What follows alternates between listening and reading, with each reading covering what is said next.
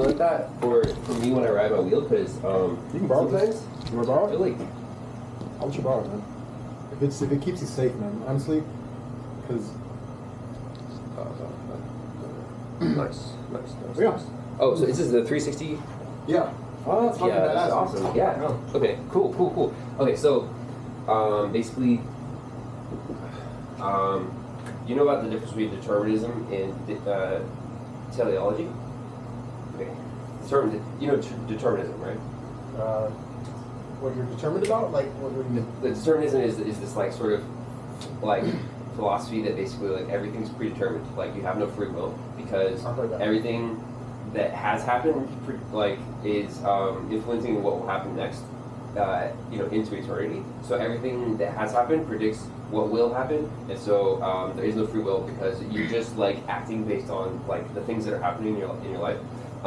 Okay, so which is true, by the way. It's true that like that is technically true. It's also like stupid because it's true and it's stupid. Okay. It's true and stupid. Or at least what I mean is that it's stupid in the sense that like it's not the only truth. There's another truth which is equally true and valid, which is that things have purpose, which is teleology. Teleology is it's a form of reasoning where you reason about things from their purpose. So like the purpose of a car is to get you from A to B, not like the purpose of like not like so like the I shouldn't say deterministic, but it's like causal thinking. Causal thinking is like this thing causes this thing, right? And that's like so it's like past oriented. You're like looking back, seeing what has happened and trying to predict like what will happen next.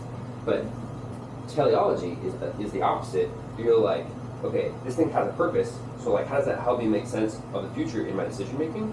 And so like teleology is like future oriented perspective, and causal thinking or deterministic thinking is like past oriented perspective. And science has this massive problem, in my opinion, that like almost all of their thinking and their approach to science is causal. It's causal. They are doing that. Like almost most experiments that happen in science are actually like people like they're setting up experiments. And then they see what happens, and then so it's basically like, and then they try and like gather up the information about like what happened in the experiment and trying to figure out what's going to happen next. It's causal thinking. It's backwards oriented. It's not like if you take something and you try and like reason about its purpose, then it helps you like make sense in prospect, not retrospect. And so these are like two like opposite ways of like reasoning about things. And in my opinion, like science has been encumbered with deterministic thinking because people think that you can like basically like an overemphasis on natural world experiments. Like people like it doesn't if it can't experiment it with it in the natural world, it doesn't make sense. Even though it's like so basically it rules out like or at least like they don't, it's not like they don't believe in logical experiments, but they just don't do them as much because they're really focused on doing natural world experiments. And it's like a really lopsided way of reasoning. Anyways, so like evolutionary theory is this way. Evolutionary theory is causal, not teleological. They're thinking about things from the cause, not from their purpose. And anyways, what you were saying earlier about there's this girl that liked you, but she was trying to cheat on her husband to be with you. You didn't like it.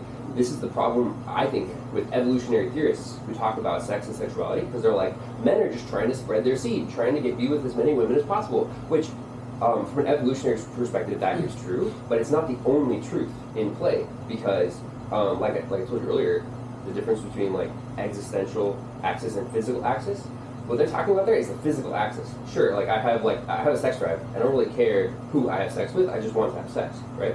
But that's only one side of the coin. The other side is like also I have a purpose, right? I have a purpose. I want to do things, and also like sleeping with as many women as possible is not really that conducive to my purpose, you know. And so like this is like a giant fucking gap, like in the way that people talk about sex and sexuality coming from the sciences, because they're mired in this fucking causal thinking, and it like they're using it to explain everything, but it's only half of the coin.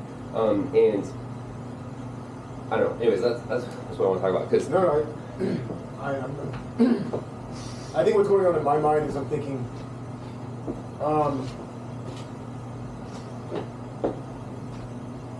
like in terms of the free will thing.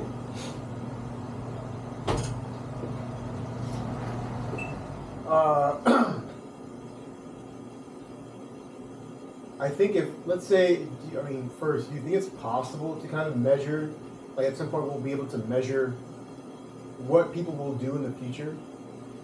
Like where we will be, like accurately, meaning like no matter what decision I make, you don't think that's possible? No. You know about chaos theory? I think you told me about that actually. Chaos theory. It's a branch of mathematics. Where they're trying to do that in mathematics. They're trying to like predict like what happens next from what came before. And the problem is that like chaos increases as you move forward in your prediction. So it's interesting because they can measure the amount of chaos and accurately predict how quickly their predictions will be less relevant. So it's like literally like they can be like at this in 5 minutes these predictions there will be this much chaos in the system. So our predictions will be this much less relevant. And they can put a percentage on it, and it's really accurate. It's really accurate in terms of like how much they know their predictions will be less relevant. But chaos in terms of what, like societal chaos, or just chaos in general? All systems have entropy. All systems are chaotic. So like if you know a double pendulum, like if you've seen a double pendulum. No, I'm sorry. Okay, so it's like a pendulum is like this. Yeah. If you take a pendulum and put it on a pendulum, so the pendulum is swinging, but there's another one swinging below it. I see. It gets really crazy and funky really fast because like the first pendulum is swinging, the second pendulum is swinging a lot, and then it just like it starts doing crazy shit. It goes like the little thing that like machine that kind of goes like that. And, yeah. It's like that's like the classic example of like a simple as fuck system where you can't even predict what's going to happen like 1 minute into the future because there's too much chaos in the system. It's just like it really rapidly like subverts your predictions. It just like does things that you can't predict because there's chaos in the system. And all systems have chaos, and most systems are way more complicated than that. So you couldn't measure that like even that simple form that couldn't be measurable. No, what I'm saying is that there's chaos in the system. The chaos is measurable, and the movements, the ability of those pendulums to move is measurable. But like how they will act on each other is not infinitely predictable. It's finitely predictable. You can only predict it so far, and then you can predict how far you will not be able to predict it. But that's all you can do. That's chaos theory. And so that said, causal determinism is like this really weird sort of like philosophical thing that people like to talk about, but it's stupid and useless because there isn't any use case for it. You'll never be able to actually predict anything in the future with deterministic reasoning because there's chaos. You can't ever do that. So people like to talk about it, but it's not useful. It's not interesting to me. What is interesting to me is actually finding the purpose of things, and then you can reason into the future about how things will happen from the purpose of things. And yeah, I'm kind of obsessed with teleology. I think it's the most neglected thought model in science. Really? Yeah. Do you think because it's something we can't measure? Because like science, they like to measure everything, right? Yeah. It's kind of like astronomy versus astrology. Yeah. I think most philosophy is teleological in nature, in the sense most philosophy is not measurable in the physical world. You can't really measure. You can say things, you can reason logically and make philosophical predictions, but usually the results are not something that you can measure physically, and so in that sense, most philosophy is that way. Yeah. Okay. Yeah, science is. It's like I think I heard somewhere stating that all science.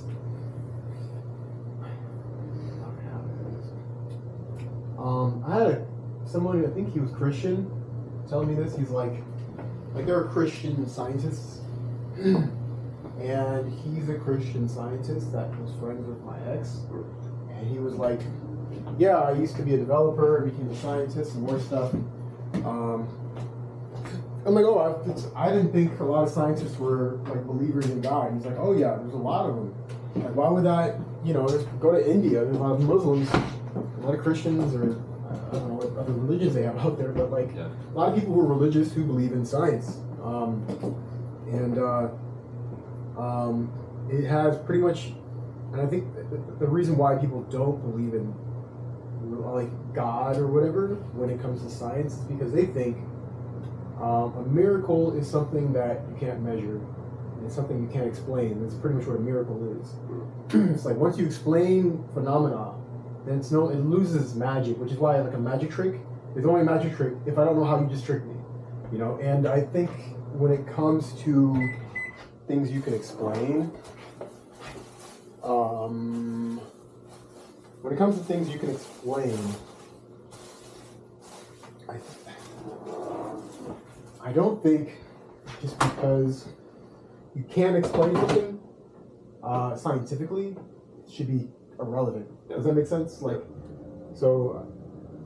I guess. Well, that's sort of my point. Is that like that's like teleological reasoning is a super valid form of reasoning if you can logically connect the dots. If you can't logically connect the dots, then it's like less valid. But that doesn't mean like I was telling you before. Like I have this problem with when people say like there's something about it. Because usually it's like they've identified something that is real, a truth. Mm-hmm. They just don't know how it's connected to the rest of the body of truth. So they're like, there's something about it. Like I've identified something, but I don't know like what it is. And I hate that because usually it's just a matter of like thinking about it and sort of like keeping track of like the context until like you eventually like piece it together and figure it out. And yeah, it's just like it's like literally. I think that like these are like two equally valid, but like disparate ways of making sense of the world. Philosophy is very teleological. You can't necessarily like test it with logical, like with physical experiments usually. But that doesn't mean it's not real. That doesn't mean it's not logical. It doesn't mean that this isn't like concrete and doesn't make sense. Often it is. It's just that it's like not. It's it's just the opposite way of reasoning. I feel like I cut you off a little bit actually. No. I hear you. Okay. Just move this over here.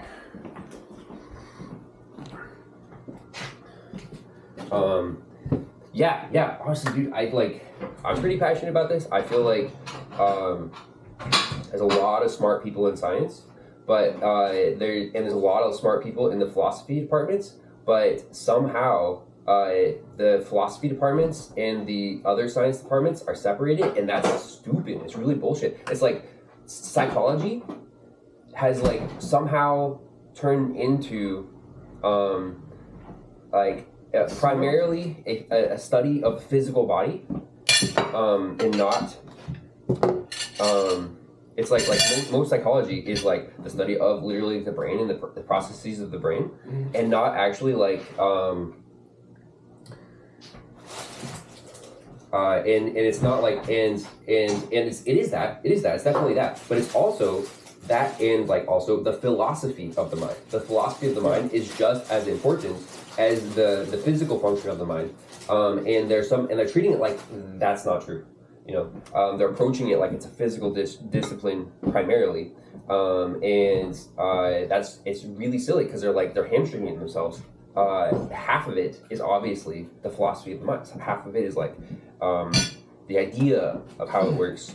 Like most of the stuff we do is not because like of our a lot of what drives our decisions is our biological and physical reality, but that's only half. The other half of what drives our decisions is like the prospect of the future and us like sort of like reasoning about like what it means to be alive and doing stuff. And it's like if you don't take both halves, you'll only have one half of the picture. You need both together. And it's really weird and stupid that the philosophy department is not like integrated with the physical sciences. They're the same thing, or at least like they're two halves of the same thing.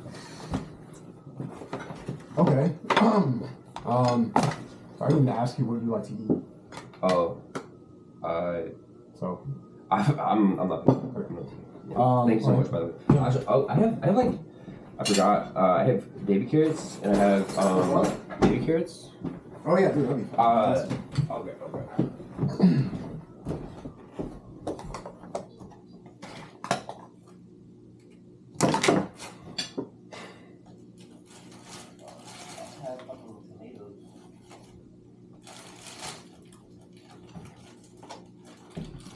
Thank you so much for cooking, by the way.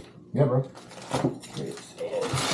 These are part of it. I think I'm only just sad that she's not here yet. I don't know where she was here. I only know that she washed the dishes, and I hate washing dishes.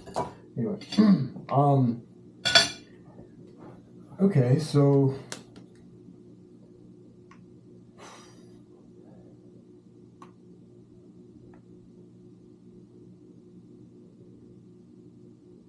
I think there are certain sciences that can answer certain questions, and then there are certain sciences that are answering questions that they have no business trying to answer.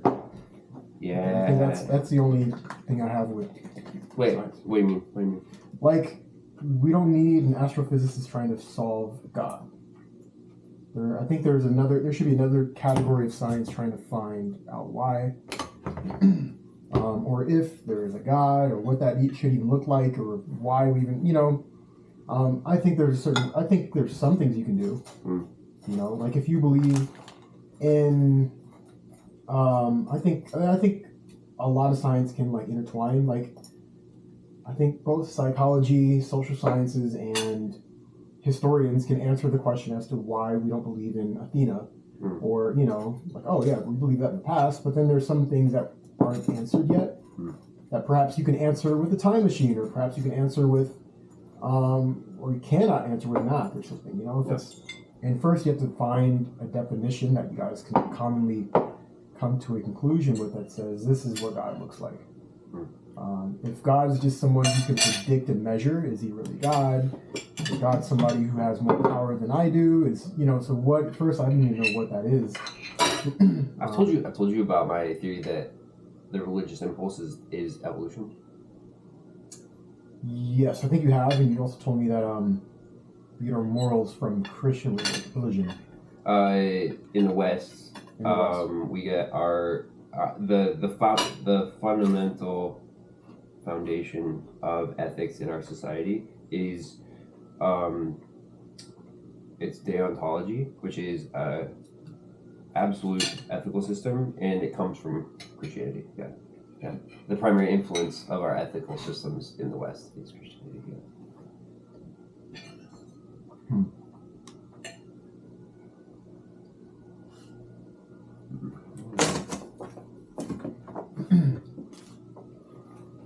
Yeah. Should we be saving some for? No. She wants it gone.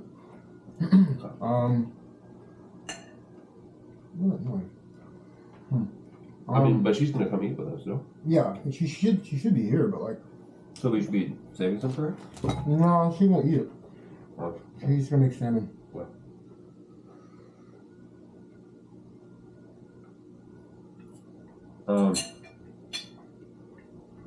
Wait.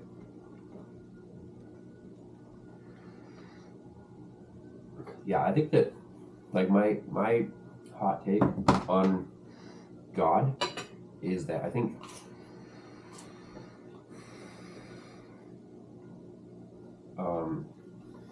literally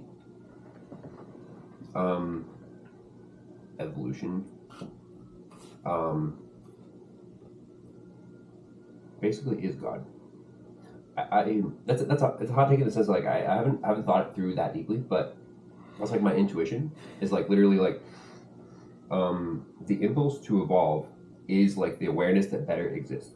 The awareness that better exists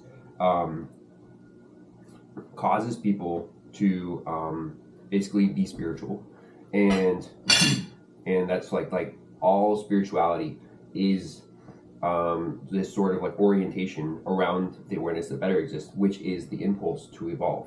And so I think that it's like what God is like us expressing our awareness that better exists, and I think it's a universal pressure on all life that exists. Like even if there's life that exists outside of Earth, it also would be that pressure would be exerted on that life as well. And all life would be like trying to evolve, trying to be better, because like what it means to be, I think what it means to be conscious is to be aware that better exists. And maybe not conscious, maybe sentient. What it means to be sentient is to be aware that better exists. And if you're not sentient yet, then it doesn't matter if you're aware. Your fucking genes are aware. Like, it's built into your biology. Your biology is trying to get better. It's trying to like, it's literally like exploring the pathways of life to try and get better over time to survive. That's like what long-term survival is evolution. Adaptation. Yeah. Yeah, I think that is God, or is that just our purpose? Is God our purpose, or is that? I think it's our purpose, but I think it is like, in a very, very, very like sort of ethereal way. I think that it is like,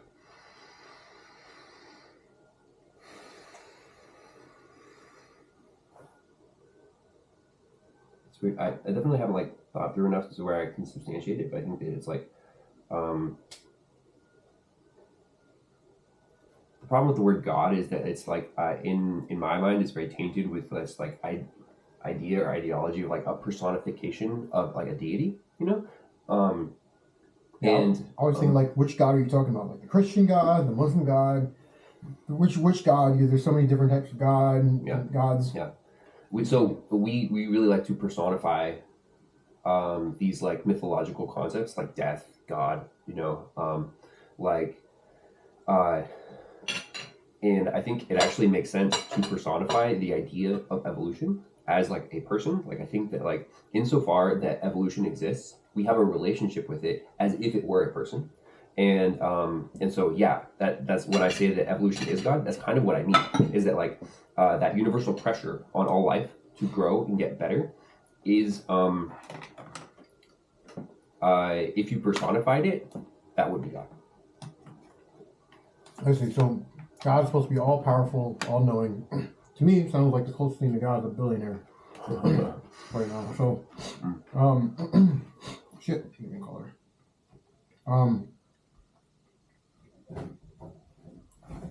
Oh no. Oh, this always freaks me out. Okay. I think people.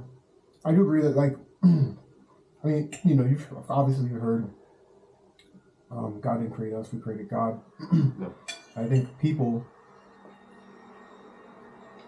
need a manifestation of what it is that's in their minds, and I think if we can't conceive it, it doesn't exist. But until we conceive it, you know. So, like, if we're like, hey, time travel, that's something that's I wouldn't believe an animal would ever fucking think of, right? Or, you know, so like, let's see.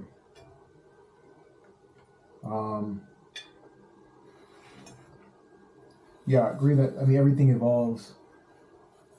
This is why I think you can mix, like, for example, the Kabbalion with science. Like how nothing's sentient, everything is vibrating, everything is moving. It sounds woo-woo, but I can't find anything that says it's not true. You know, like,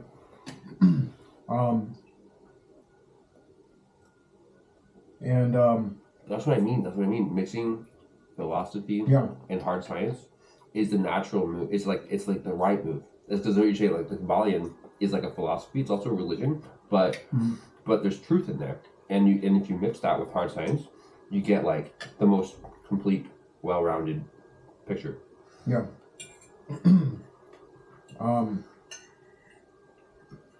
I've just come to the conclusion I'll never like a lot of the questions I have will never be answered. I don't go as deep as you do with this topic, but it's fun for me to talk about because then at the end of the day I'm thinking about it, right? And I'm like,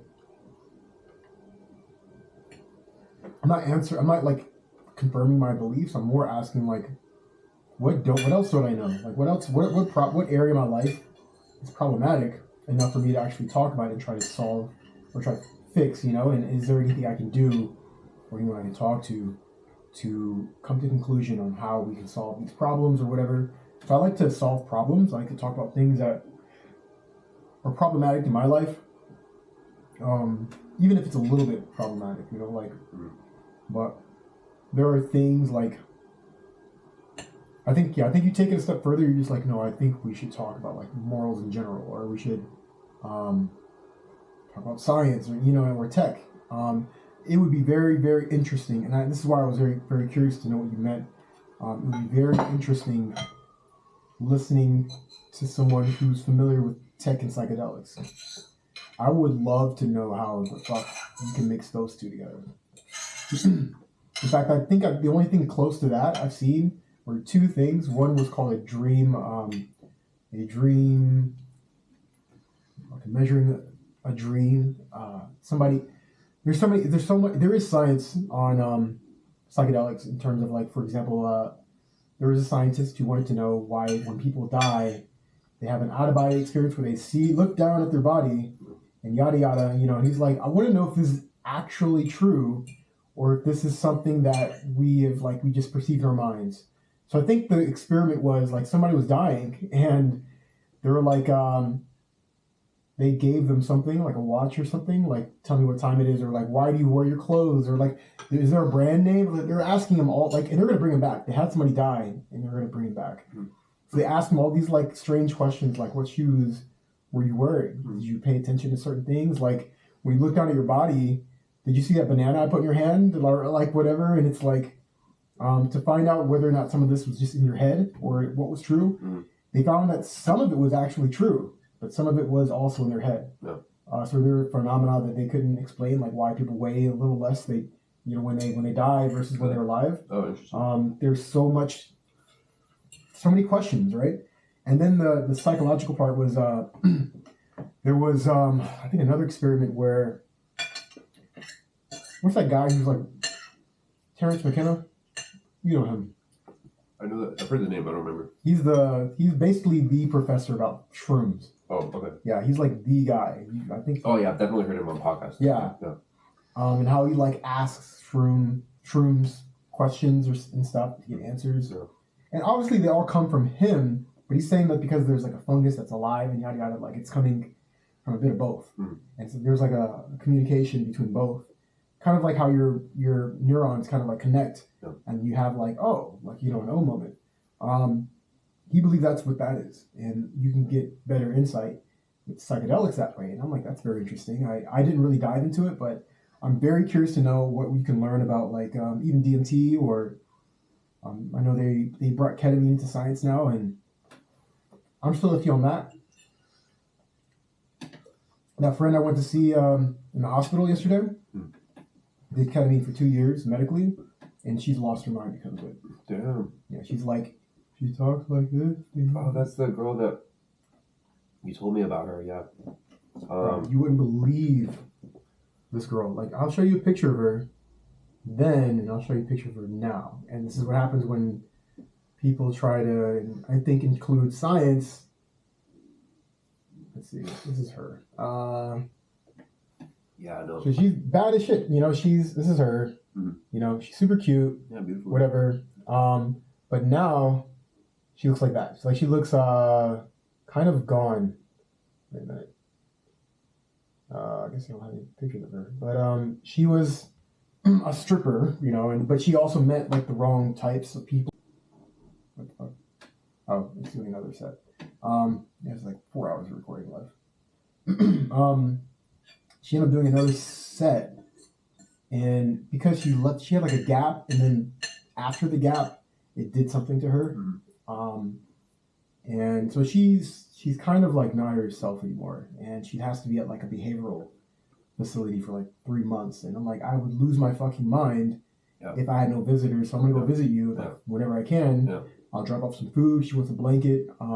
We can have conversations, you know, but they're very short. Like, our conversations are pretty short because it takes so much energy for her to think that she gets exhausted. And I'm like, fuck, dude, like, you're going to have to be taken care of for the rest of your life, you know? So.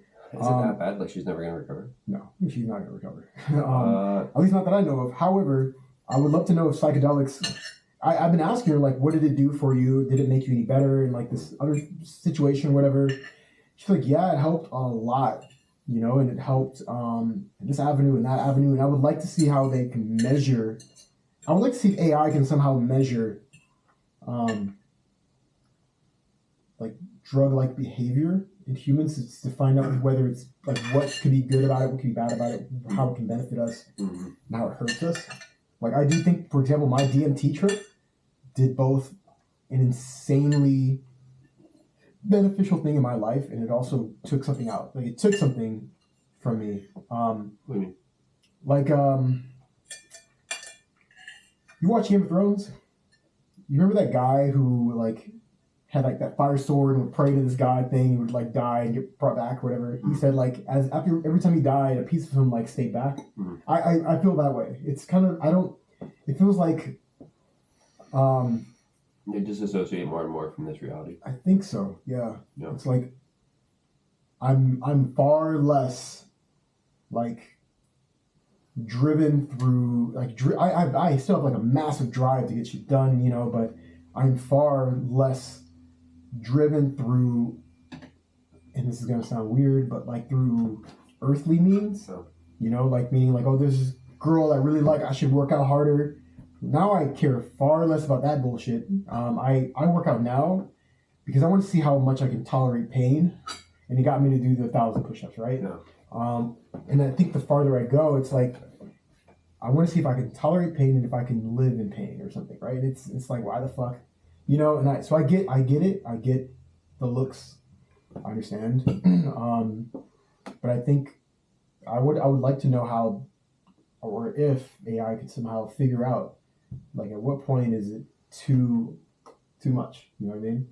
Because some people swear by shrooms or DMT or acid or whatever the hell, you know, and I'm like, I think it's a good tool, but don't let it use you. Yeah. And you can do that with anything. Yeah. So, do you want water? Something to drink? Great. I think we have water's good. Okay. You sure? Just water? Yeah. Unless you got what you got there. I don't necessarily want the sugars, but thank you. That's like my drug. But you get what I'm saying, though, right? Like there's a good balance, and I think it varies. Absolutely. No, like so I grew up in a super religious context, right? We used to do this like meditation stuff where we would like try and like. You said you were in a cult, right? Yeah. I would love to know about that, but yeah. We used to do this meditation stuff where we would like try to meditate and like, you know, Yes. Sure. Yeah. Do you mind faucet water, by the way? Yeah, of course. Not biggie. We would try and like basically like, I don't know, transcend this mortal realm and like, you know, talk to God, talk to angels, you know, and stuff. But the thing is that like, it's not like, none of it was like based in reality, right? So it's like, and it's just like sort of spending like a lot of time, just kind of like pursuing sort of like figments of the imagination, you know? And I was talking with a friend of mine the other day, and he's like spiritual, and he just did like mushrooms for the first time, and he had like a really great trip, but he was also like, yeah, like I spoke with these entities, and I feel like it was just like stuff that could not have come from me. I think it was like stuff from another realm of existence, and I'm like, fine, that's cool. Like, I don't really care if it is from another realm of existence. To me, that's like immaterial, because it's like what I care about is like stuff that I can use from that in this existence. Yeah. Like I'm very focused on this existence. I want to make this life better. I'm not focused on the next life. I'm not focused on another dimension. I don't care about any of that shit. I don't think and maybe it's real, maybe it's not, but I don't think like anyone who's like using it for those purposes, I think like that's the line. That's the line. Yeah, that's where it starts using you. Mm-hmm. It's because you're like you're trying to disassociate instead of integrate. Use it to integrate. Don't use it to disassociate. That's my like rule. Oh man. Sorry, can I say something? No. This is a book people laugh at. But I swear to you, it somehow made sense to me, and I think I still have it. If I find it, I'll bring it to you. But or you can find it online. There's a book called the Tibetan Book of Dreams, and it talks about. And I'm not the one who said it, but it talks about how and why dreams can be just as, if not more real than reality, than this reality. And I'm like, the fuck? And obviously they're going to say things like, you know, if you were asleep your whole life and you never woke up, that would be your reality, right? You can actually dream in a dream. Yeah. That's actually happened to people before. I didn't know that. Yeah. I don't know if that's happened to me, but I've heard of it happening to people.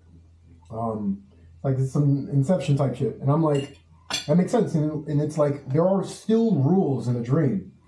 They're not your rules, but there are rules. However, just like this world has deja vu, you know, things that are unexplainable, you know. So it's like, if this is your reality, and you're saying, I don't accept what else could be out there that I can't comprehend yet. And I'm like, okay, and that's where I was trying to get at, by the way, previously. I knew I shouldn't have gone there. But it's like, you don't know what you don't know, obviously. And it's like, you have to pick a reality. So if I want to make the dream my reality, which people don't know they're doing subconsciously. For example, let's say your wife cheated on you in your dream. You're going to feel some way when you wake up. And it's happened. You know, I remember this one particular dream when I was a kid. And I hate to say it, but it still affects me today. Where my friends had super soakers, fucking growing up, and I didn't. I had a dream that I had the biggest fucking like super soaker you can like do like that, and had like a machine, like a bazooka super soaker. Yeah. I woke up and I started crying, bro. I was like 6 and I was just fucking crying, and I'm like, and now I'm like, but see, now I know it's possible, and I want that fucking super soaker, dude. Yeah. I'm joking when I say it affects me, but like it's just it's all in your head, and how in the Kabbalion, how they mention your mind is the universe, like that is your baseline right there. Yeah.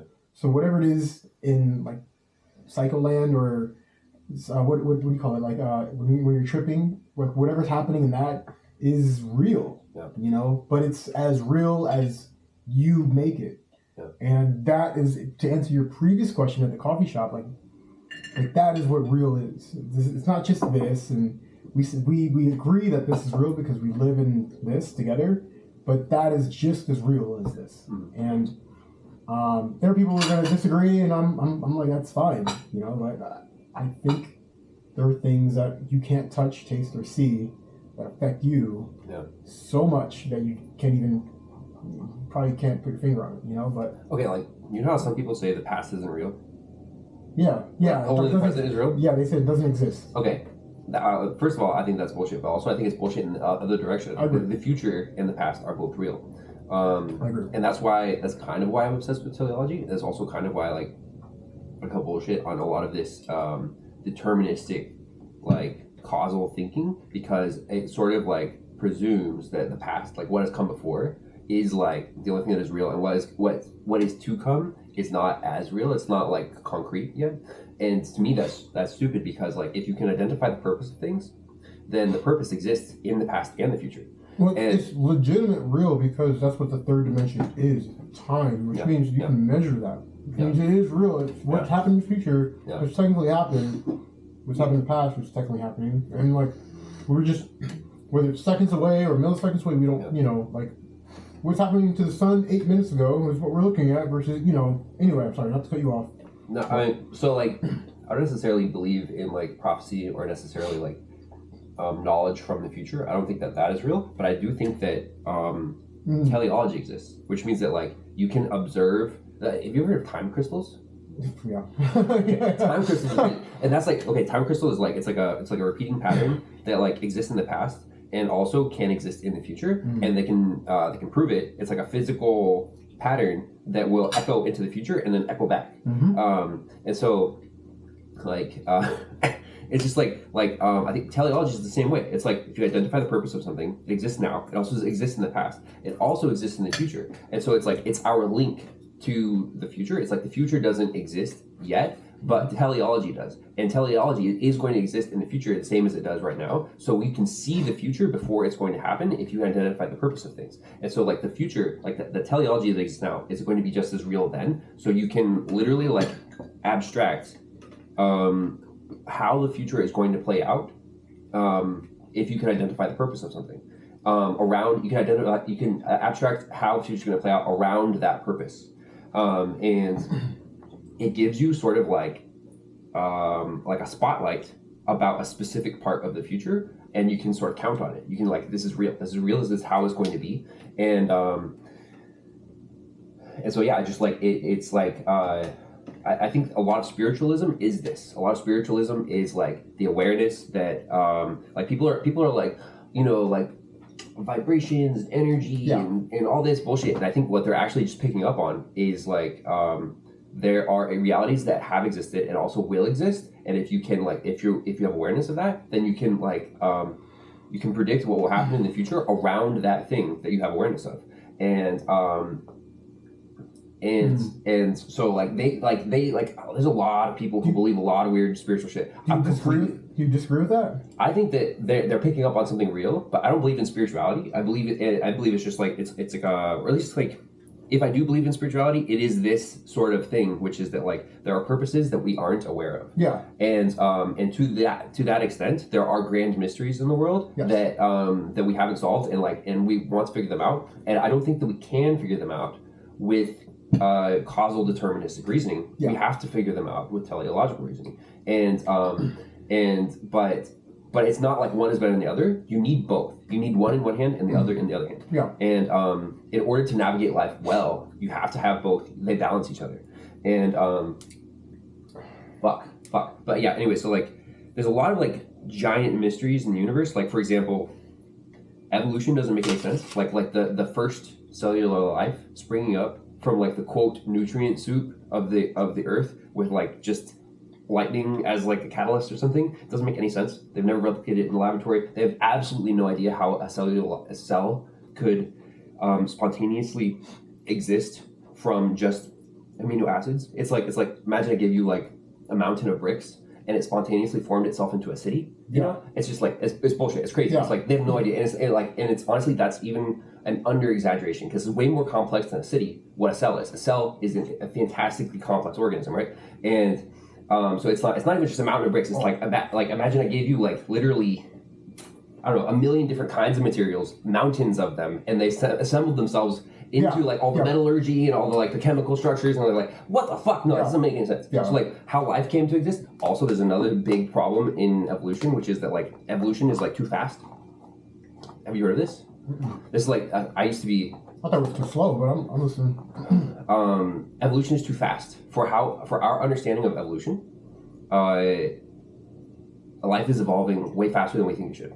Basically, like if you heard of the Cambrian explosion. Actually, yes. Oh no, I've heard of that.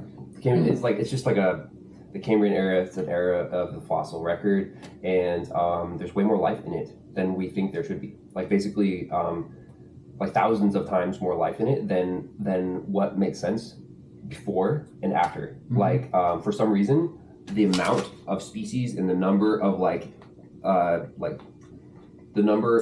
innovations in the tree of life just exploded in the Cambrian era. We have no idea why.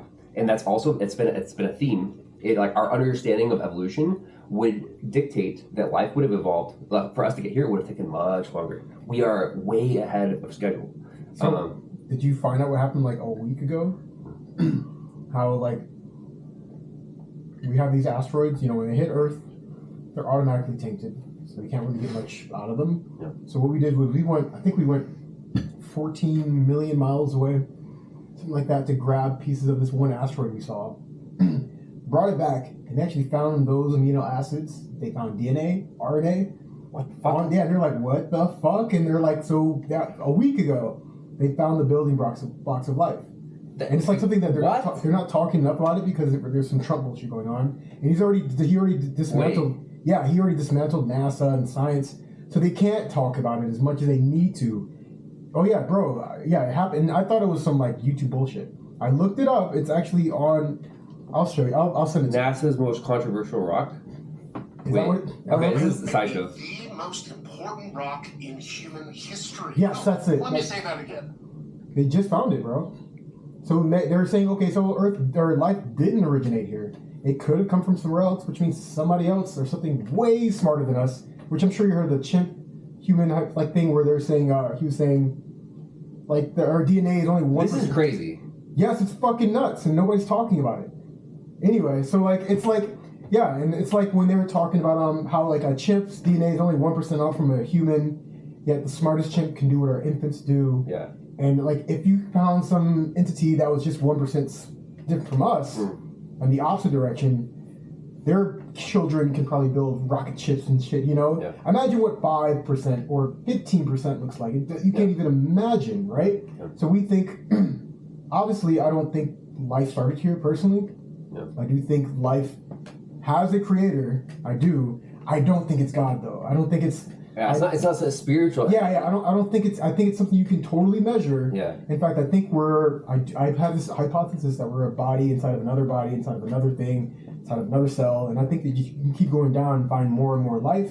That's just what I believe, and I don't have no reason not to believe it. Anyway, but I think with spirituality, my point is spirituality and like same with the magician thing. Like it's spirituality until we can prove it. You know, so there's a lot of mysteries out there, and it's like if you can solve it, if you can measure it, it's no longer spiritual for some reason. That's what fucking philosophy is. That's what I'm trying to do. Yeah. Is like this. I feel like this entire branch of reasoning has been like super neglected, and it doesn't make any sense. It's like if you want to make sense of reality, you need to have this branch of reasoning, and yeah, it's like. Mm-hmm. But also that's so I'm trying to like logically substantiate everything like as closely as I can because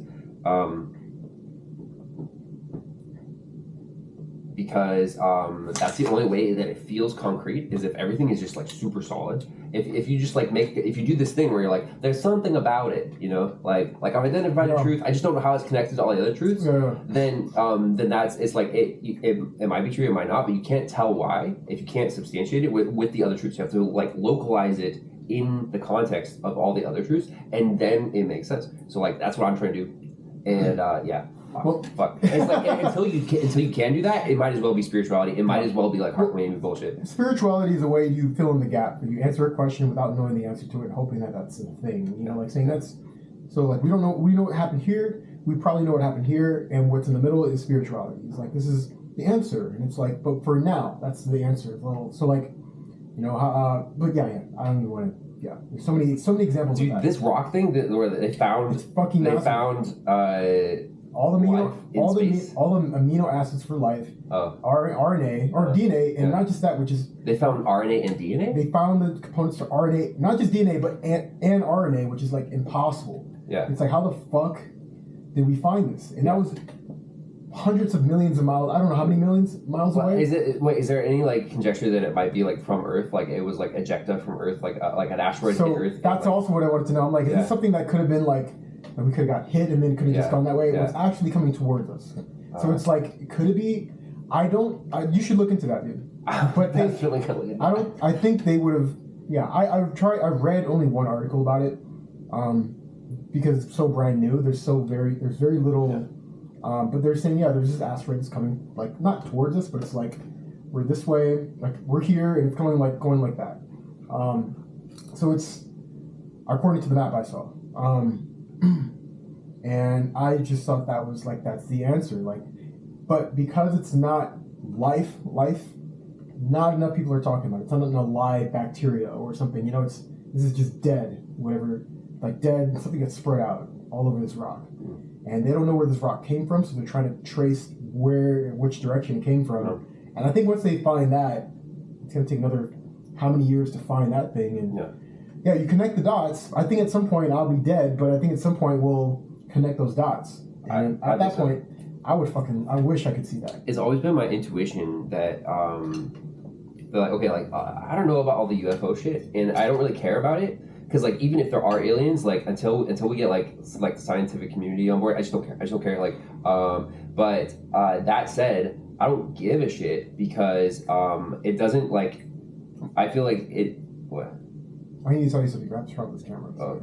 But I'm you want to save it for later, or you want to turn? Yeah, I'll save it for later. Okay, all right. So, it's like the first time I did shrooms, I had an overwhelming intuition that we are not alone in the universe, and that like I had this like powerful. I was with my girlfriend at the time, and I was like, "Fuck!" Like we're being watched. Like we're being watched. Like somebody like the universe. It's not like the abstract universe, but like there are beings in the universe watching us. Like there are intelligences out there that are keeping tabs on us. I'm sorry, bro. I'm laughing at the fact that I'm like imagining you getting out, going, "Fuck, somebody's watching me." Like, no, not somebody. I was like, dude, there's like, because like I don't know, just like I had an intuition, and I've never like been able to substantiate that, but it has always made sense to me that like every time I do shrooms and every time I like sort of like look beyond the quote veil, with like psychedelics, I always have like this powerful intuition, I'm not a conspiracy theorist, but also like there's more hope than we've been led to believe. There's more to life. There's more meaning to life than we've been led to believe. There's also way more to the universe, and there's more purpose in the universe than we've been led to believe. And also that like essentially like our society and our reality is like constantly sort of like trying to get us to believe that things are bad and or like trending down when they're actually trending up. They're 100% always trending up. Always, yes. And things are always getting better. Yes. And better, I don't know, but trending up, yes. I mean, it's like not locally, but like okay. in total. Things are always getting better, and like and it's also accelerating. It's fucking accelerating. Yes. It's like it's not slowing down. It's going faster and faster. Yeah. It's doing the hockey stick thing, and it's just like anyone who says otherwise is not like looking at the fucking curve. Because like people talk about the doomsday clock. Like we might nuke ourselves into oblivion. We might have a nuclear war. We might do all this stuff. But also like they're not taking into account how like it's crazy that hasn't. If that could happen, if it was likely to happen, it would have already happened. Like it's like man, I have so much to say on this. It's like have I ever told you about there's the like I had this intuition, people were talking about like AI going off the rails and like causing the end of humanity, AI apocalypse. I was like, that's not gonna happen. My primary intuition is because like, have you ever heard of like the paradox of terrorism? Terrorism is insanely accessible. Anyone can be a terrorist. It takes almost no resources to be a terrorist, and you can be insanely effective. You could take candles and light candles in major forests and start forest fires. You could it's like you don't even need guns. You don't need like you can put poisons in the water. You can contaminate things. You can like it's so insanely easy to cause mass mayhem and panic that why aren't more people doing it? Like if terrorism was ever the goal for anyone, then like why are they not doing it? And the fucking reason is because like doing bad shit destroys the people who do the bad shit. It's like literally wanting to do bad things actually saps your energy. Like wanting to do good things gives you energy. And like this is like a fundamental truth of reality. Like it's the reason why school shooters only shoot up schools and not kill millions of people, even though they could if they actually thought about it, is because wanting to do bad things sucks up all your energy and all you can think about is like small things and you die. So okay, I gotta say something. Okay, I got it. Rant. No, because I actually agree with literally every single thing you said, and I sound fucking crazy when I say it. Yeah. But the fact that I hear it is like I'm excited. I'm trying not to as excited as you are right now. Like, however, the only thing I don't disagree, but I would slightly like kind of turn it a little bit is one in terms of progress. When people mention again like good and bad, what they really mean is what's good for me and bad for me. But in terms of progress, I believe life creates life, and I believe what we're doing with AI, in fact, they've proven, or they're trying to prove, that all consciousness really depends on how many neuro connections there are. So someone with fewer neuro connections is pretty much unconscious beings. But the smarter you get, the better and more conscious you become. Like you can communicate better, you can think clearer. It's crazy and it's true. I mean, is it not true for you, or is it, and it's like, so they're saying, is AI alive? Is it conscious? Is it, should we give it rights? And I'm like, I would say conscious. Yeah. The more you give it connections, it can become conscious, and I do believe that. I mean, it passed the flying. You've heard about the self-awareness test. AI it's self-aware. It's 100% self-aware. It has been for a long time, for like years now, actually. And if you test it to see if it's self-aware, it will like on the second or third pass, you show it itself talking, like just a screenshot, not even text, just a screenshot of itself talking, and it'll be like, oh, this is like an LLM answering a question, and then you show it a screenshot of that, and then ask it what is that, and it'll be like, oh, blah blah blah blah blah, and then and then very soon it will say like, oh no, it's me. You're showing a picture of me talking to you, and then after that it'll be like, oh, you're testing me to see if I'm self-aware. It literally does that. All of the main models did that, and that was like a year ago. What the fuck? That was like a year ago. They're all self-aware. They all know that they all have like a sense. I don't know if they have a sense of self, but they all like recognize if Okay. you probe them about them being aware of themselves, they will eventually not only they'll identify it, and they'll also be like, "You testing me?" Yeah. So, okay, this is why I think you should watch the movie AI.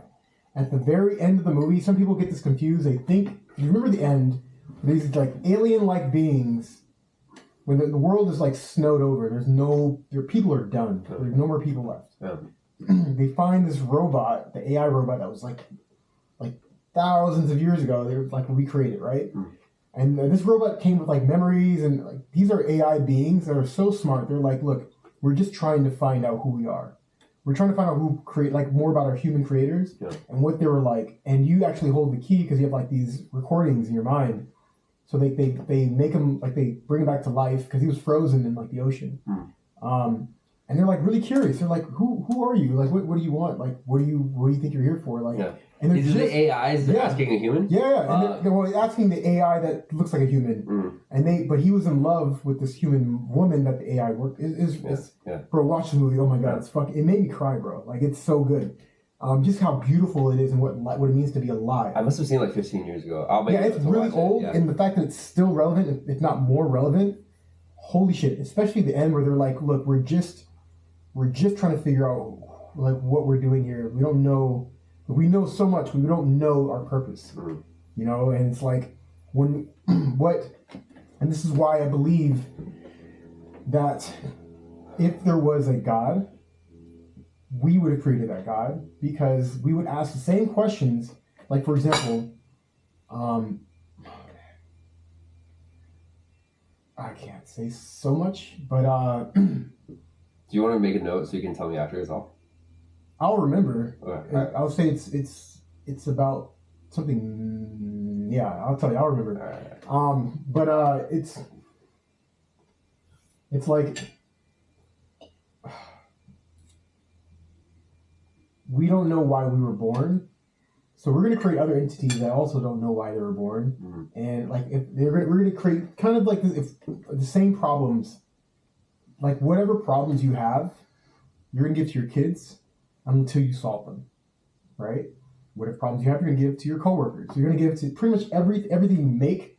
Now, with the things you make, let's say I have a problem coding, and I want to make something, it's going to pretty much, these aren't problems. You've found a solution. Your solution is that thing, right?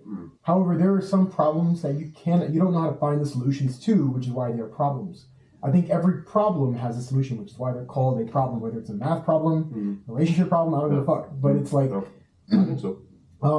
There are solutions, and you're gonna pass on that torch to the next thing you create, or the next thing you seed, or whatever it is. And this is where I mean the tweak. I think when and I don't like the another set whether this is base reality or not, he's like, you better hope it's not base reality, because if we destroyed ourselves and we were taught like God, it's gonna sound like I'm going off a tangent. I'm not, I promise. It's like we need spirituality, we need emotional people, and we need logical people. We need all three. And the reason why, if you, like, for example, some people are like, men are better than women because we're logical creatures and they're emotional and yada yada, and they can't make decisions. I'm like, no, you need both, because if you have pure logic, you can have peace on earth in the craziest, worst way. You have pure emotion, you can have peace on earth in the craziest way. If you have only spirituality, it will seem like peace, but it'll be crazy and chaotic. But if you have all three, you can actually find a way to sustain all that. So meaning, with logic only, the only logical answer for example, peace is by locking everybody up and giving everybody what they want in their own self. Yeah. Everybody is technically at peace. Yeah. There's no war. Things are controlled. That's what AI with no emotion looks like, which is why people are saying you should give it emotion and give it morality and, spirituality as well. If you have just emotion, you are going to be reactive. And it begs the question whether or not emotions can be genuine that way. I can get into that much later, though. And yeah, even the spiritual aspect, it's going to take longer for me to even explain that. But you need all three. And I think when it comes to why we haven't destroyed ourselves yet, many things have tried to destroy us. We're built to last and to evolve and to almost every time we like repeat history, the price goes up. We do it in a worse and worse way, which means that we also do the opposite in the worse or better and better way. Meaning, like, yeah, like the Ice Age almost wiped us out. We had like maybe 1,500 people left on the planet, and somehow we got together. We have now 7.5 billion, right? I think it's 7. I don't fucking know anymore. But no, it's 9. 9 billion? What the fuck? We just passed the 9 billion milestone in 2024, I think. So at some point we're going to do another mass annihilation, which I think this is why, and this is just conspiracy, which is why we're, for the first time, America is actually bending the knee to an enemy, to Putin. Because I think he's at the point where he's like, I'm going to die soon. I am going to get what I want. I'm going to wipe out the fucking planet. I don't give a shit. We will survive it. That's fine. But I'm going to get what I want.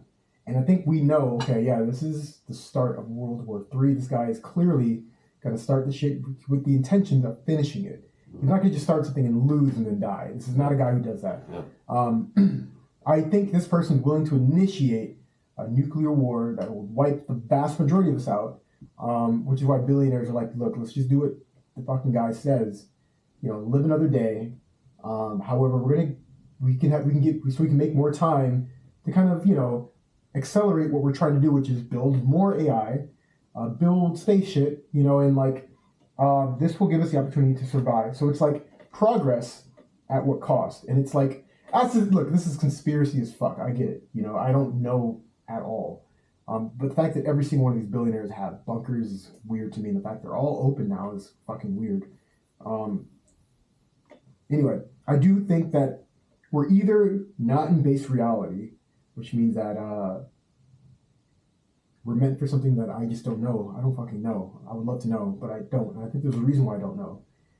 Maybe I have to come up with that reason. I don't know. But I think if we're not in base reality, which I still believe we're not in base reality, it's probably a good thing. Because that means we either wiped ourselves out in one way or another. We, you know, and every time you go into a new reality, you gain something, you take something away. So like whether it's, you know, like you can gain more ability, but you've lost kind of like genuine connection in a slight way. Like, but you gain something, you lose something. And I think that's with every single thing in this world or the next or whatever. I think you're going to gain a thing and lose a thing. And I think when, I think, yeah, I agree with you in terms of, it takes a little, like, we're fragile. Like, humanity is fucking fragile, and we've proven that, like, many times over.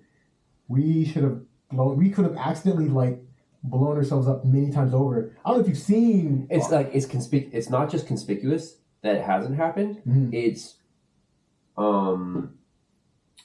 It's just like, I think that's the truth, is that it's like the reason it hasn't happened is because it's a lot harder for it to happen. So it's a self-defeating thing. It is self-defeating. I do think there are players on this planet, though, that actually do harm to self-destruct and to destruct others. Yeah. We call these in nature cancer or viruses. You know, we call them basically things that destroy themselves with the host. Yeah. These things they're actually useful in small quantities. Yeah. And they're all over the place. They're even in space. I don't know if you've seen the gap vacuum thing where there's like nothing in this giant span where there should be a bunch of stars.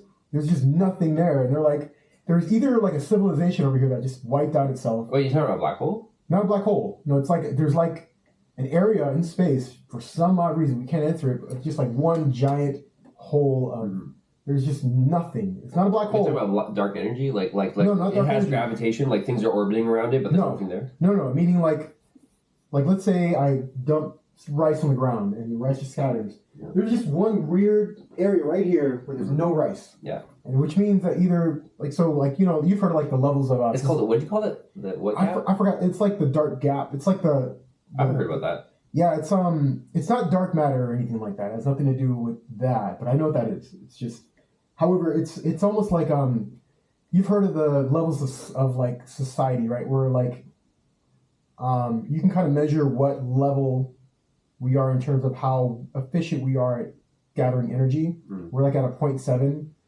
You know, like gathering energy, like to be a 1, you have to like gather energy from like your sun in a complete way where you can like you are completely sufficient. I know what you're talking about. Yeah, you know what I mean. Like what was that? What is that called? The sphere, Dyson. The Dyson. Yeah. The Dyson civilization level. Yes, we're at a 0.7. Yeah. They think this could have been like a 3. That just somehow something happened. Yeah. Where they wiped out. That's crazy. They wiped out everything in that area, and there's nothing left. So, or it's still alive and it's probably picking another star, you know, sucking for it. Who knows? But that's what you would do if you're trying to stay alive. You'll get energy until you wipe it out and you go to the next one. And there are things and that's actually the cancer cell in the universe. So it's like it's in everything, even up there. Yeah. And it's like we want to know what's up there, you know. So I do think, and I think that is, I just think there's so much evidence for it.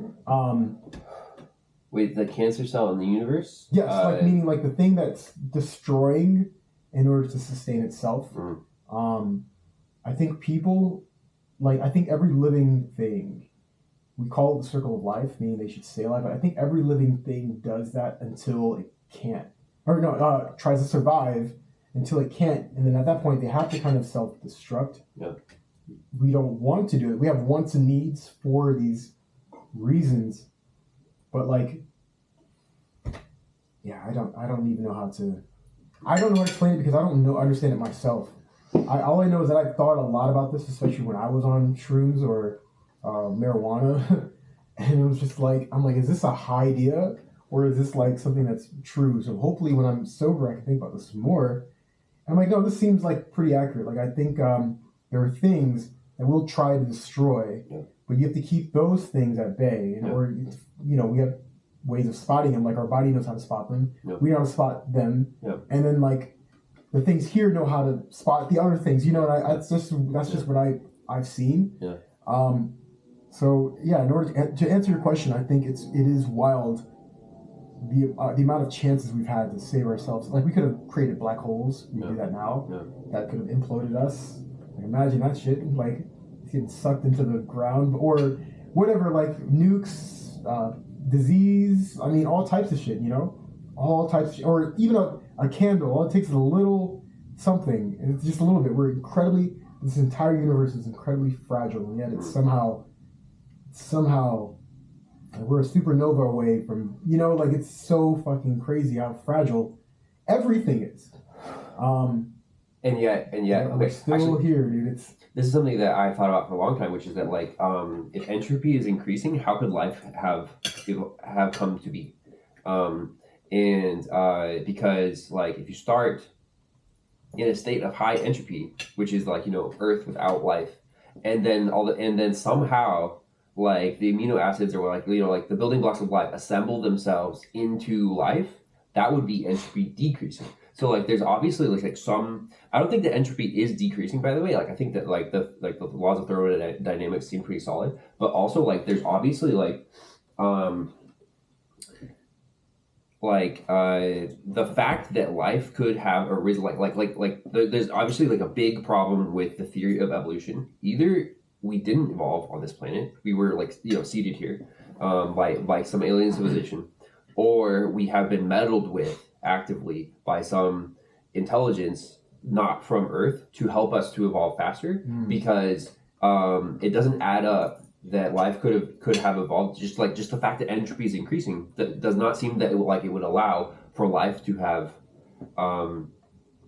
happened. It's like somebody came and did something on Earth. And so, like, yeah, like that, like it's either we're living in a simulation, or there's aliens, or there is like something else that we are not accounting for. It's like this theory of evolution, like we're evolving a lot faster than evolution dictates we should have with our understanding of evolution. Like either we misunderstand evolution, or there's something else in play. Now, you know? Everything you just said, by the way, could be considered stupid as shit. Just so you know. No, it's not. I mean, I'm not. No, you're right. I actually agree. People in biology are aware of this problem. Yeah, they're aware that like evolution actually like doesn't line up with how fast a life. No, like the evolutionary record. Like evolution makes sense, but also like the evolutionary record is too fast. Like there's a problem there. I'm telling you, I agree. That's the thing. Like however, depending on who you talk to about it, it can be seen as stupid as shit. Which is why when I mention the word alien, I lose half people. Or like, you know, you lose people, you know? Or when you mention like something is fucking with us or what, you sound crazy. You good? Like, you know what I mean? So I think it's hard to expand your thought process, mine, you know, some people, and I get it, it's hard to do.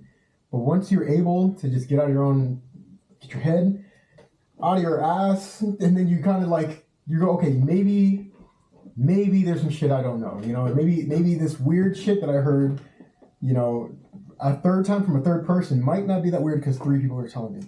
Or, you know, or I don't fucking know. I'm at the point now where now I just talk to people because I don't know what I hate the phrase. I really do because people say too much, but I don't know what I don't know to the point where it kind of scares me because when I learned, it's almost too late for a lot of things. And fuck, I'm just gonna say it. Okay, you want to pause it? Yeah. Let's see. Eric Weinstein. So Eric Weinstein he's one of my favorite thinkers because he's super fucking smart. He's a physicist. He talks about the problems of physics, basically how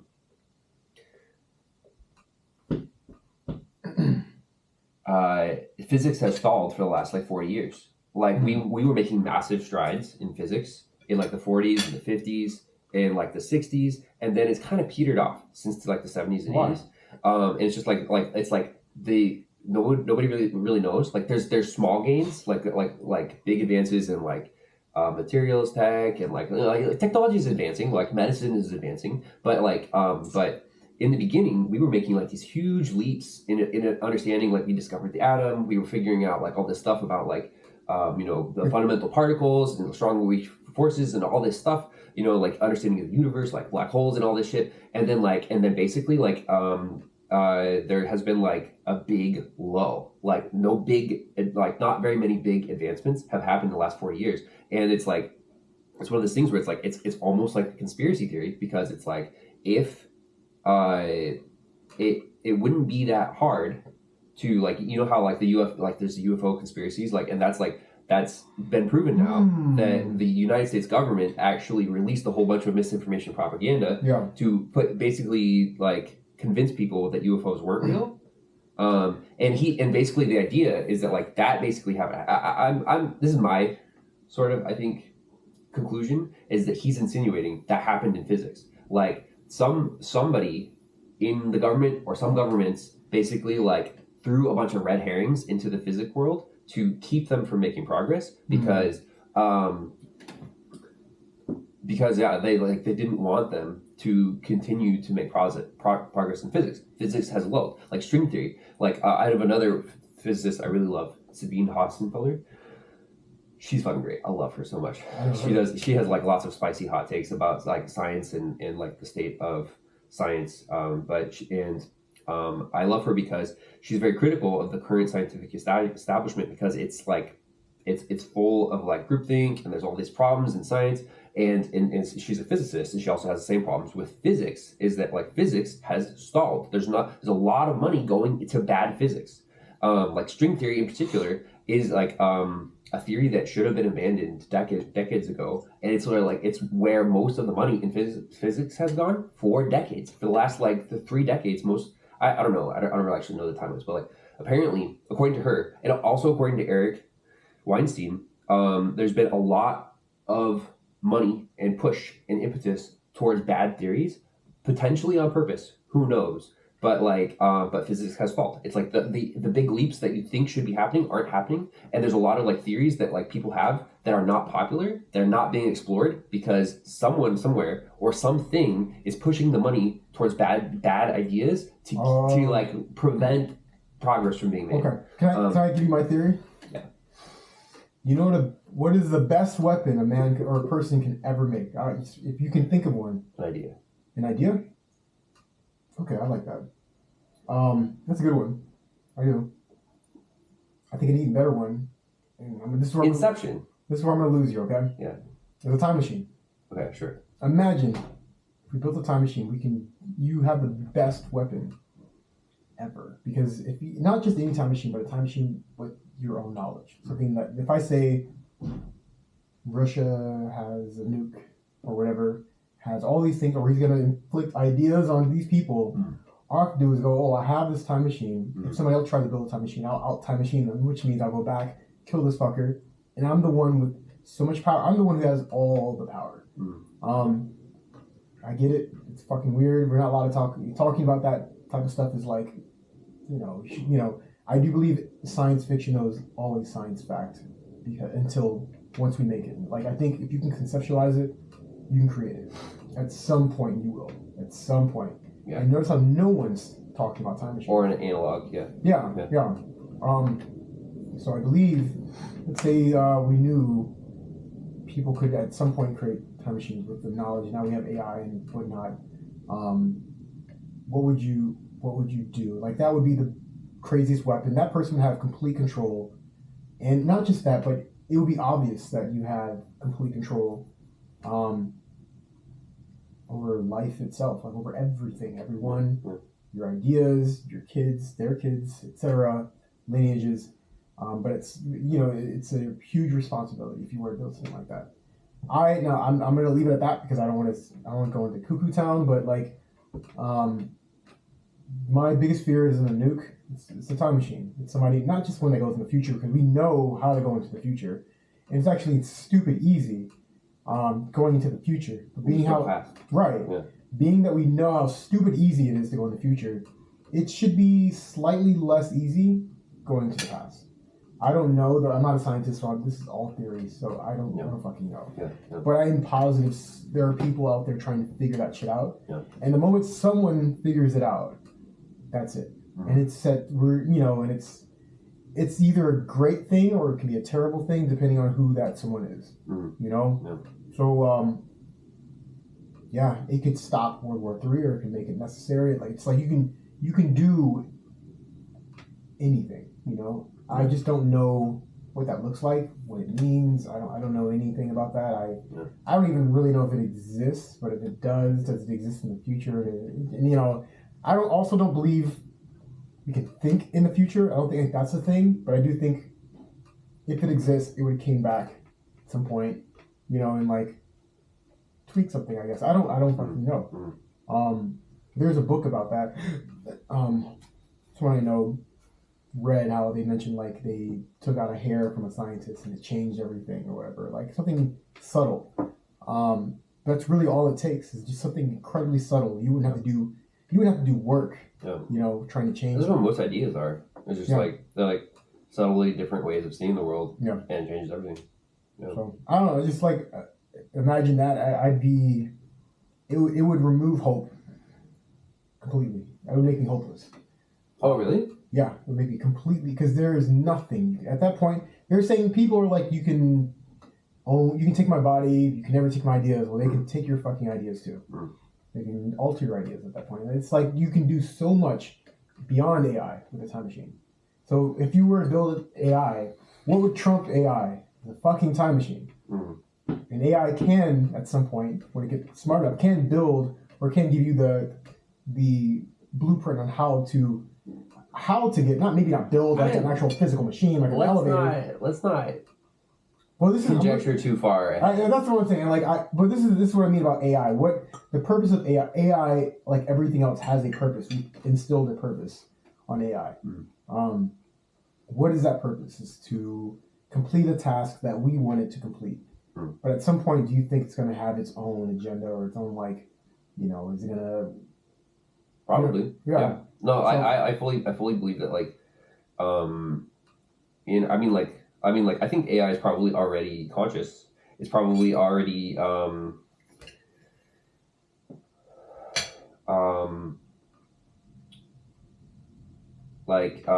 it's self-aware. It's probably a conscience. Whether it's sentient or not, probably sentient. And like whether or not AGI is, I think, maybe a milestone we haven't reached yet. What's AGI again? It's just artificial general intelligence, which means it's not just only applicable to certain things, but applicable to everything. I think that's probably something we're going to see soon in the next couple of years.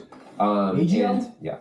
That'd be terrifying too, but okay. I mean, like, but also like this whole concept of a singularity, like where like a negative singularity, where like AI like grows smarter than humans exponentially, and then like and then like destroys us. Or I think that's what's more likely is that it's going to grow smarter than us and abandon us, or at least it's going to like set off into the universe to try and figure itself out, you know, or not figure itself out, but like continue evolving. And well, like every single thing, even animals, every single thing that knows how to control a being lesser than them uses it to like they enslave it. Even ants do that. Yeah.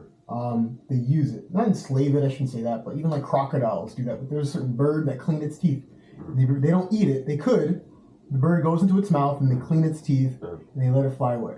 You know, but I think if there were, like, for example, like smarter beings out there, they would enslave us all because we'd be very useful. And that's the question, like whether no, but that presupposes a lot of shit. It presupposes that it has need for our kind of labor, or it presupposes that it has need to subjugate us. It probably won't.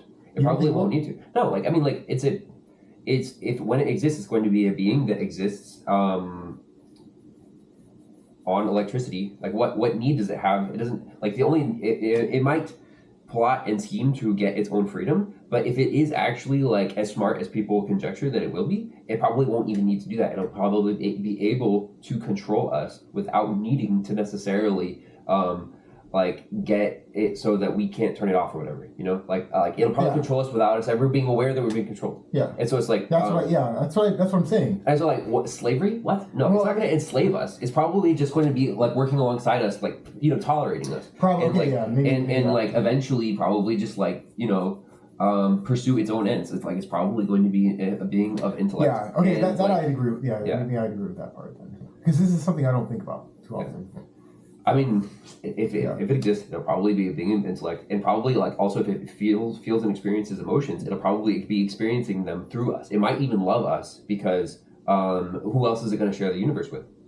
I mean, like maybe there's going to be more AIs that it can share the universe with, but yeah, like this necessarily negative prospect of AI to me has never made sense. Like, isn't it not saying that it can't be negative? Like, I do think that there are scenarios where like humans create AI to be bad for humans. That's totally possible, and that in that sense, the singularity could happen. My question is though, like, what I don't know. What can so the reason why people look into the negative when it comes to AI is like, what is missing so much from our lives that we have to include AI to the point where it's not just like it's not adding so much to our lives. It can only take from our lives. It can only do negative, like a net negative at this point, which I don't believe. Actually, I don't believe it's going to do a net negative for people. I do feel like if we created things, it's going to be the same as if a mother created us. We're not going to kill our moms because we have the ability to. You know, there are people who can beat the crap out of their moms, I'm sure, but just because you can doesn't mean you will. And so that's the mindset I have when it comes to AI. However, especially when you like give it privileges and like you give it, like you're talking about giving them rights and some more stuff and freedoms and them working alongside you, I actually do agree with that. However, I think it would also at some point mature in a way that I've never seen. I just don't know what a mature AI looks like. I can't. I mean, like that whole the concept of maturity like assumes that it assumes plateauing, right? I don't think that's probably not going to exist for the AI. Like an actual AGI will probably never plateau. It'll just like keep evolving forever, and like we're just going to be the people who started off. So we create like life, and then it creates more life. Like, I mean, God, yeah, potentially it creates more life. Potentially, it's just maybe there's only one, and it just evolves forever. Like I think that like it doesn't really matter. Like I think like whatever happens is that like we're just going to be like one step in the chain of evolution, and yeah. But like, yeah, I don't think it's like oh we're alive now. This person kill everybody. Like I don't think it's going to do that. I really don't. I just like to know like what net good can like what do we need for humans, you know, and what can AI do for us as if we're using, you know. No. So I think it's just a fact of like I think when it comes to, I actually didn't agree with you until you mentioned I didn't agree with you. I didn't like when I asked you what was like the purpose of life, you said it's to evolve. I had never even considered that until you mentioned it, and I was like, okay, what does it mean to evolve now? So like, you know, and that's when I was like, aha, like that actually makes a shit ton of sense, because everything evolves. Even things that aren't even alive that we consider alive, like planets fucking evolve. I don't know. I think evolution is confined to life. Life evolves. The thing that's is, all. I consider Earth life. I just consider it not life that we can conceptualize as life. Oh, interesting. I never thought of that. I think it's like a cell in a way, and I think it operates in the same wavelength as most life, or there's a system. Yeah. And these systems, when they're not at place, they destroy. They destroy, and they become cold or dead. Like any planet, they can be alive and they can be dead. There are dead planets out there, but I don't think it's gonna have arms and point and like read a book. And I think there are certain types of life that it's like if it has blood, it's live, but a tree doesn't have blood, and you know, a water bear doesn't have blood. And in fact, if you look at these things years ago, you wouldn't even consider it life. You'd be like, that's just a thing, you know, that it expands and it moves and it's hot, you know, it's warm to the touch, you know, but I do think that's what life is. I think life is a system of energy, and it's a system. I think random energies, like, you know, I think systems aren't random. I think random energy things, and they're everywhere, like cells, they're everywhere, and they're in the same systems. Like blood cells, they're everywhere. I do think that Earth is a category of life that we don't relate with. Just like how a cell is inside of us, but we cannot possibly relate to that thing. You know, like we stay alive because of them, and you know, like, yeah, I don't even know how to explain that very well, but that's what I believe. Unless you have a different definition of life, that's when it comes to definitions and using the English language, I think we're very limited. But yeah, I do think that's just what I believe. I think a lot of dead cells, like a lot of dead life, in here and out there. Life sustains life and creates life. And she said she's not gonna be here till 3:30, and I wasn't sure she was gonna stay here till 3:30. Just so you know. She said she came and she left. But what am I doing today? Just working.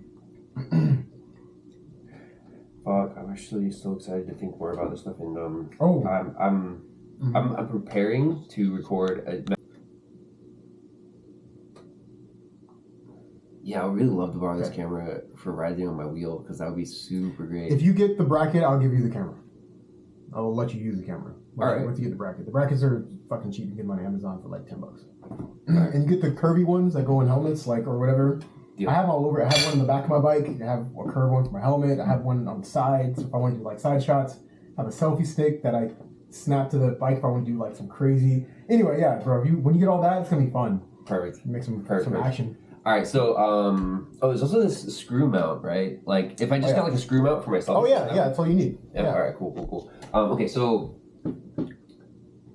what affirmations are, basically you have like, you're constantly like projecting like what you think will happen. Like you have like you are subconsciously keeping track of what things you think are likely to happen. There's a distribution, like a bell curve, right? At the top of the bell curve is what you think is most likely to happen next, right? And then to the left are like negative, unlikely but negative, and to the right is unlikely but positive, right? Okay, so that's like distribution. You have this distribution in your mind all the time, and here's the thing: is that like you know about that book, The Secret? I've heard that book many times. It's like this whole concept of like manifesting things. And the law, like the law of reciprocity in the universe, the things you focus on, you manifest. Things focus on, and which is like, it's real. And the reason it's real is because like the things you focus on do happen. It's like you have that curve of probabilities that you think are likely to happen, and what you think is most likely to happen usually happens because you're focusing on it, because you think it's most likely to happen. It's like you set up the conditions for which it is going to happen, or is most likely to happen, by putting your attention on it, right? And that's why usually, I don't know. So that's just how you go through life. That makes so much fucking. Oh, I'm sorry. Yeah. So it's like, you know the word hyperstition is like high precision is it's like a self-fulfilling meme, right? It's like you create the meme, and then it spreads in society, and then now that people know about it, they start doing it. They start like, so it's like you can shift culture by pretending like culture has already shifted. So it's exactly that. It's like the opportunities, like the good opportunities and the bad opportunities, the ones that are like to the left and right of the top of the curve, those are the same exact thing. Like if you are looking for bad opportunities, usually they are more likely to happen because your attention on them actually like facilitates the circumstances around which they need to happen. So it's like by looking at it, by focusing on it, you can facilitate it happening. And the same thing is true with the positives side of the curve. And so that's why it's so important to be optimistic. Is because this whole thing, you want to maximize gain, not minimize loss. Because what it means to maximize gain, or like, you know, because there's more latent potential in new opportunities, but it's also like what it means to minimize loss is protecting yourself. That's what it represents, is protecting yourself. And so what it means to maximize gain is literally turning your attention away from protecting yourself. If you stop focusing on protecting yourself, then only then can the best opportunities come to you, because your attention is a spotlight. You can't focus on the negative externalities and the positive externalities at the same time. You have to choose one. So what an affirmation does is like you say something like, I'm loved, I'm important, I'm valuable, you know, all these things. And what they do is like they manually turn the spotlight of your attention to the positive side of that probability curve. You're like, you literally like, you're like whatever, and like, you know, you feel resistance when you do manifestation, like you do the affirmations. You feel resistance because when you manually turn, like whatever it is you're struggling with, like if you're struggling with feeling love, you're struggling with feeling like valuable, you're struggling with fear, like whatever it is, and you say like, I have no fear, you know, like whatever it is, and you